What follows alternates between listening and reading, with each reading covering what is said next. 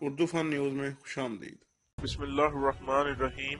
السلام علیکم ناظرین۔ امیر قطر کے بھائی کا لندن میں انوکھا کارنامہ، پوری دنیا کے امیر زادے دانتوں میں انگلیاں دبائے رہ گئے۔ خبر کی تفصیلات میں جانے سے پہلے چینل کو سبسکرائب ضرور کر لیں۔ برطانوی دارالحکومت کہنے کو تو گوروں کا دیس ہے، مگر اس کے بڑے حصے پر عربوں کا قبضہ ہو چکا ہے۔ خاص طور پر قطری شاہی خاندان نے تو اتنے بڑے پیمانے پر اس شہر میں جائیدادیں خرید لی ہیں کہ لوگ اسے لندن سے زیادہ دوحہ سمجھنے لگے ہیں۔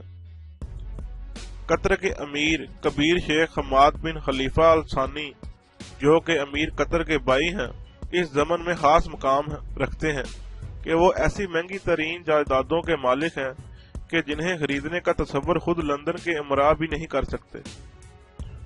لندن میں ان کی جائیدادوں میں تازہ ترین اضافہ وہ قدیم محل ہے جو تزئین و آرائش کا کام مکمل ہونے کے بعد لندن کا مہنگا ترین گھر بن جائے گا، جس کی مالیت 30 کروڑ پاؤنڈ یعنی 52 ارب پاکستانی روپے سے زائد ہوگی۔ حماد بن خلیفہ ال ثانی نے 6 منزلہ عمارت 15 کروڑ پاؤنڈ میں خریدی اور اب بڑے پیمانے پر اس کی تزئین و آرائش کا سلسلہ جاری ہے۔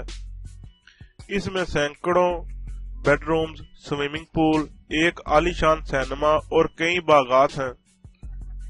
شیخ ال ثانی اس سے پہلے بھی لندن کے مہنگے علاقوں میں کئی جائیدادوں کے مالک ہیں۔ یاد رہے کہ قطری شاہی خاندان نے برطانوی دارالحکومت میں اتنے بڑے پیمانے پر جائیدادیں خرید رکھی ہیں کہ لوگ لندن کو لندوہا کہنے لگے ہیں۔ یہ لفظ لندن اور قطری دارالحکومت دوحہ کا مرکب ہے، اور اس سے آپ اندازہ کر سکتے ہیں کہ قطریوں کا لندن پر کس حد تک قبضہ ہو چکا ہے۔